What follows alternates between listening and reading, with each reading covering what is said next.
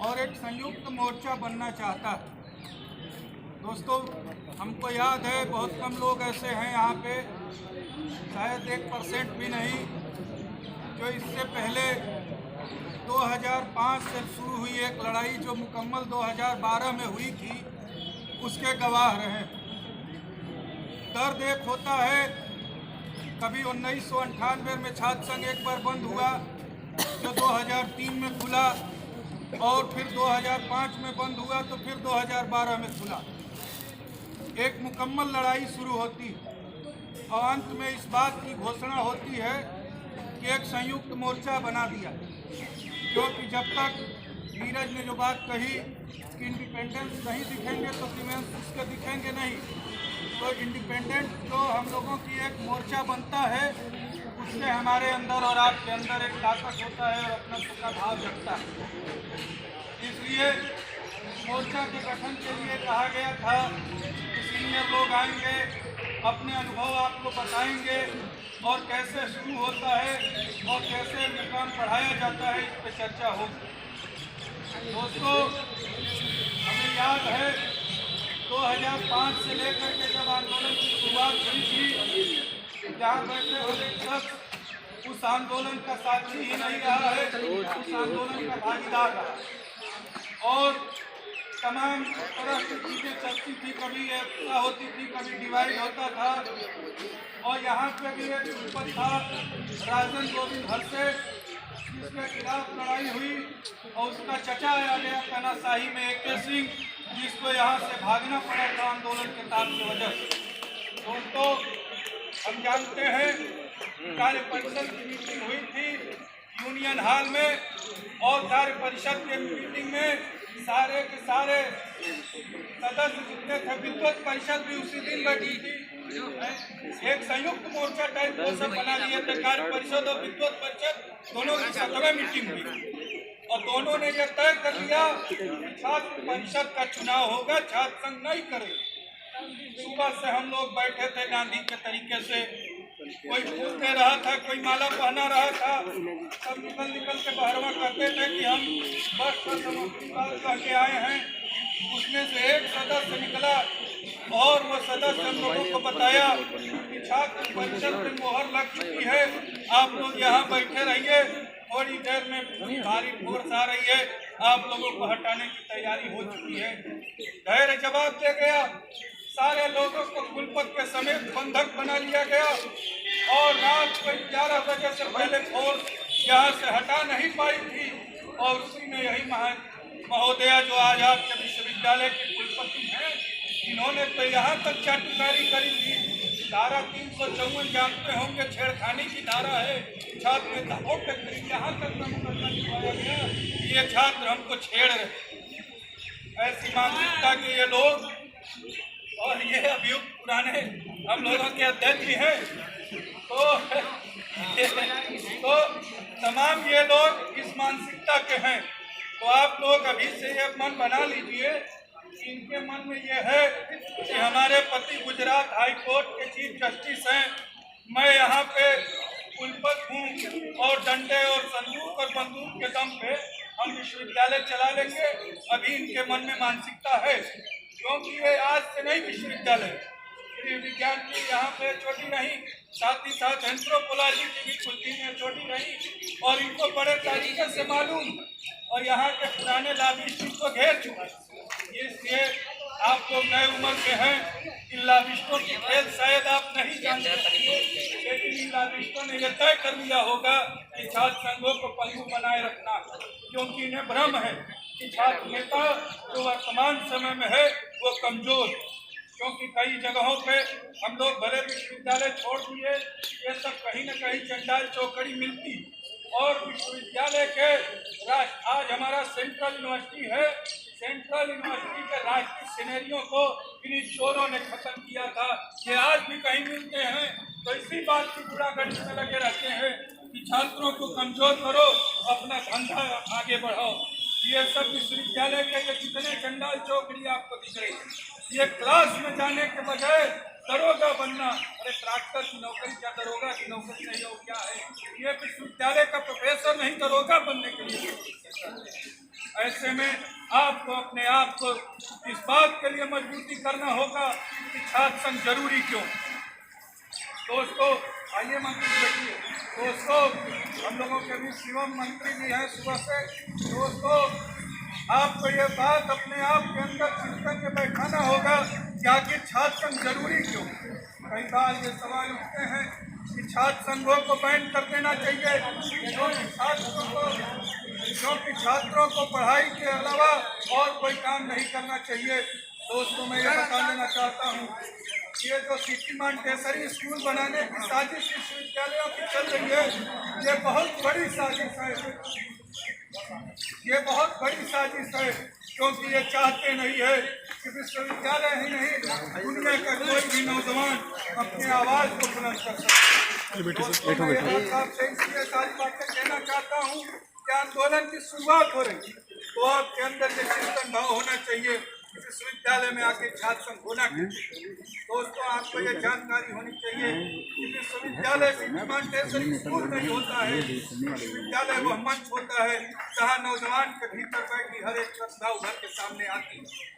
अगर एक क्लास में लता हम लोग उस समय भी कहा करते थे भाई दिनेश यादव गवाह है भैया मार कर सकते हम लोग उस समय भी बड़े भाई हैं गवाह।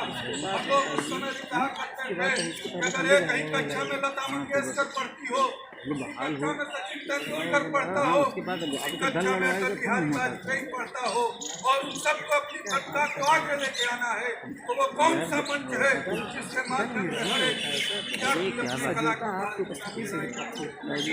ही वहाँ एक ऐसा मंच है कला की भी निखर के आएगी विद्वता की भी निखर के आएगी और राजनीति भी निखर के आएगी। दूसरा कोई प्लेटफॉर्म नहीं होगा।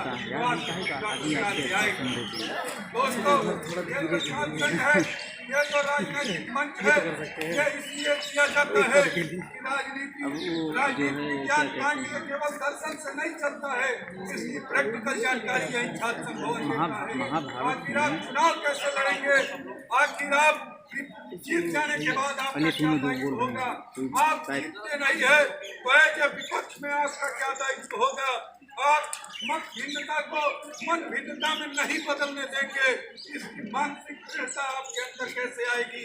इन सवालों के लिए अगर कोई प्राथमिक नर्सरी है तो वो नर्सरी का नाम छात्र संघ है। इसलिए हमें आपको हर एक जगह इन बातों को रखना होगा तमाम प्रतिकूल परिस्थितियां बने और बिगड़े। दोस्तों अब आते हैं सुझाव पर। आप जितने भी यहाँ पे संगठन हैं आप वर्तमान समय में ऑफलाइन कक्षा नहीं चल रही है इसलिए आप भारी संख्या का मूवमेंट अभी करने की दिशा में मत बढ़िए। अभी आप अपने मूवमेंट को आप पहले एक मोर्चा का याद गठन कर दीजिए और आपका हमारी तरफ से सुझाव है जितने भी यहाँ पे छात्र संगठन हैं उनके इकाई अध्यक्षों को आप उनके संरक्षक मंडल में डाल दीजिए और उनके जो सीनियर हो तो कैंपस में वर्तमान समय में हैं उनको संरक्षक रखिए। दोस्तों आप लोग एक पैनल का गठन करिए आप एक पैनल का गठन करिए और कुलपति को आज के डेट में ही ये डेट लिख करके कल के डेट में जब खुलेगा कि हमारी संयुक्त मोर्चा बनी है आंदोलन के लिए हम आपको बताना चाहते हैं कि छात्र संघ और 2-3 जो मुद्दे अभी वर्तमान में आपके चल रहे हैं उन मुद्दों पर आपसे वार्ता करना चाहते हैं क्योंकि आंदोलन की प्रथम शुरुआत वार्ता से शुरू होती है। आप कहिएगा कि हमारे 5, 10, 15, 20 जो भी प्रतिनिधि मंडल आप लेकर के जाना चाहते हैं कि हम आपसे बैठ कर वार्ता करना चाहते हैं। दोस्तों ये सब निर्णय पिछली कार्य परिषद का निर्णय था छात्र परिषद बना दिया जाएगा। बहुत बड़ी असर है यहाँ पे बहुत बड़ी जीत आप लोगों ने हासिल किया था। एक भी व्यक्ति को पर्चा नहीं भरने दिया था। आपने ये मिसाल दिया था कि हम इलाहाबाद विश्वविद्यालय के लोग हैं छात्र संघ हमारा जागीर है कुलपति की जागीर नहीं है। तो आप पहला काम यही करिए उसको कहिए कि कार्य परिषद की मीटिंग इस एजेंडे के साथ बुलाई जाए कि जो छात्र परिषद में तुमने एजेंडा बदल दिया है छात्र परिषद के तुमने पिछले एजेंडे में दिया था वो छात्र संघ में तुम बदलोगे इस एजेंडे के साथ और 2-3 एजेंडे जो उनके होंगे उसके साथ अगली कार्य परिषद की जो भी बैठक होगी अगले महीने में सुनने में आ रहा है कि फरवरी में इनकी बैठक होने जा रही है। ए, बैठक का एक एजेंडा होता है। आप लोग मीटिंग में है ना, आइए भाई। बैठक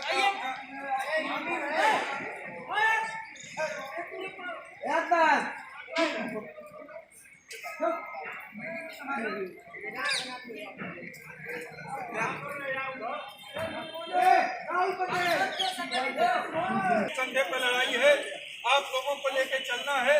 ये जो सुझाव दिए जा रहे हैं वास्तव में ये आपके लड़ाई में मील के पत्थर साबित होंगे।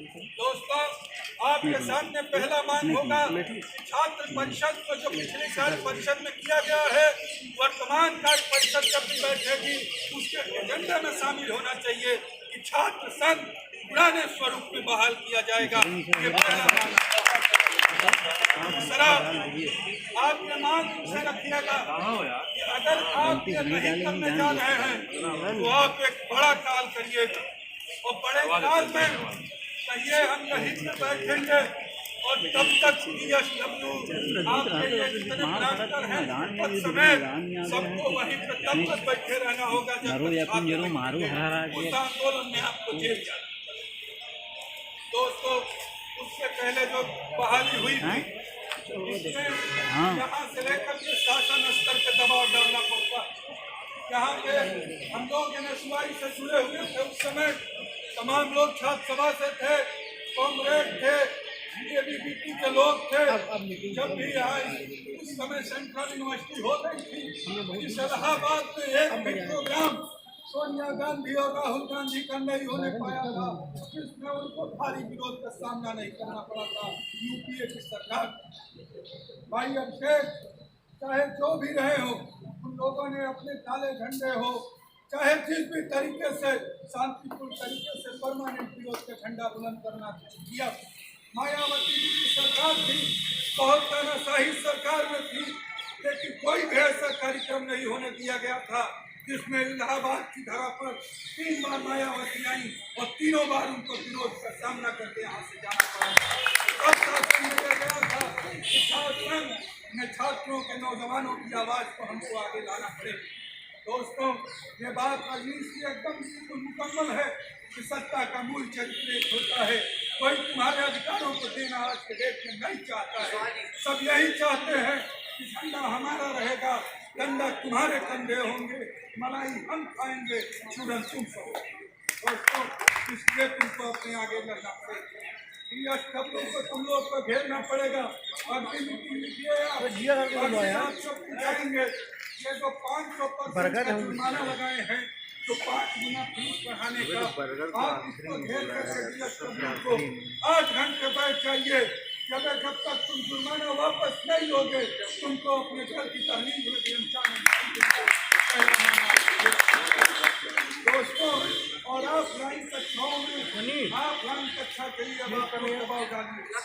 इस देश में यही 4 संस्थान ऐसे बचे हैं जहाँ उत्तर भारत के गरीब अपने सपनों को पूरा कर सकता है।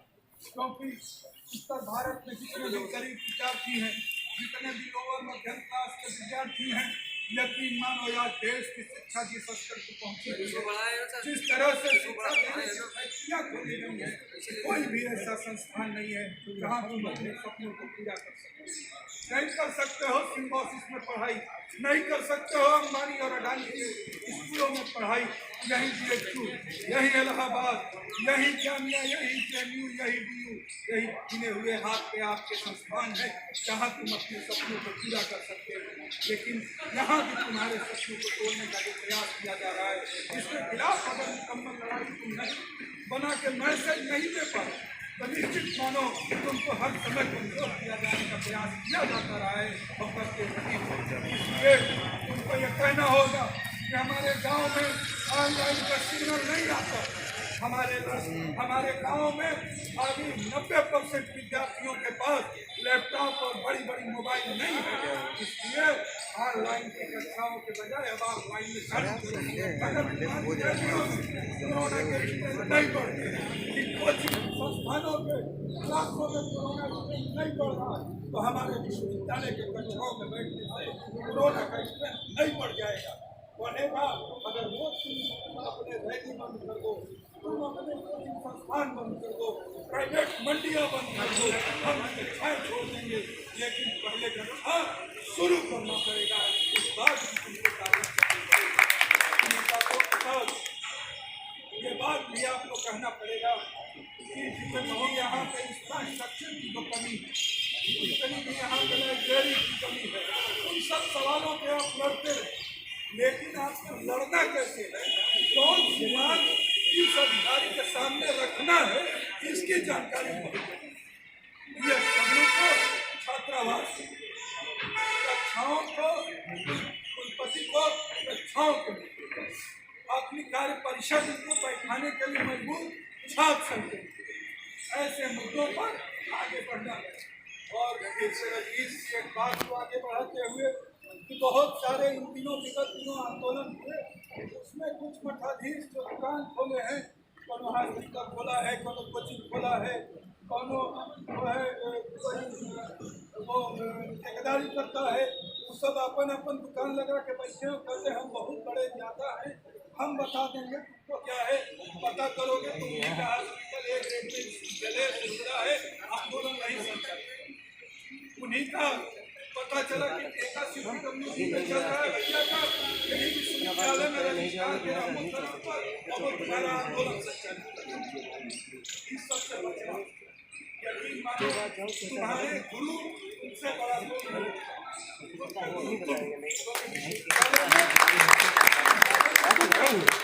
यहाँ के मुद्दे तुम जानते हो, उनसे मुद्दा वो नहीं जानते। अगर तुम यहाँ से भटके तो वो तुम्हारे आंदोलन को बेचने के लिए सर्टिफिकेट देकर तैयार। मैंने नेताओं को तुम्हारे आंदोलन को बेच के देखा है, मैंने पूंजीपतियों को तुम्हारे आंदोलन को बेच के देखा है प्रत्यक्ष, और वो लोग हैं और आज तक तुम्हारी जरूरत पड़ती है तो बयान देते हैं कि छात्रावासों के अपराधी वो बयान देते हैं। जब तुम पकड़े जाते हो तो हमें याद है मुख्यमंत्री थे देवेंद्र मौर्य नहीं है, एक बार कहे मैं मुख्यमंत्री का बड़ा खास 50,000 डंडे मारे और उसका मुख्यमंत्री एक बार भी यहाँ फोन नहीं किया, और बाद में यहाँ 2-3 हाथ देता है, वो जानते हैं, पता चला था कि फोन किए थे दिमाग। दोस्तों ये हकीकत है, ये अपने आंदोलनों को अपने बीच में रखने देना, अपनी ताकत को खुद बनना, किसी के दरबार में गए अपनी बात कहने के लिए गए वो लेटर लेके बेचने चल देगा, रोड पे वो अपनी मलाई खाएगा और इसलिए आंदोलन को भागो, कमेटी बनाओ और आंदोलन संघर्ष कह रहे थे, जितेंद्र कह रहे थे कि संघर्ष विराम संघर्ष परमानेंट। हम सम्राट हैं, इनके आंदोलन की जितनी प्रशंसा की जाए वो बहुत कम है। आपने 108 दिनों तक कोलम जगाया, 180 दिनों तक उसका ये परिणाम है कि आज सारे लोगों दोस्तों इसलिए हम कहते हैं संघर्ष विराम संघर्ष, इस बात को भी रखना हो, रणनीतियाँ बनाओ और आंदोलनों में घेरो, और किस तरह से भी हो सक्षम अधिकारी के पास अपनी बात रखो।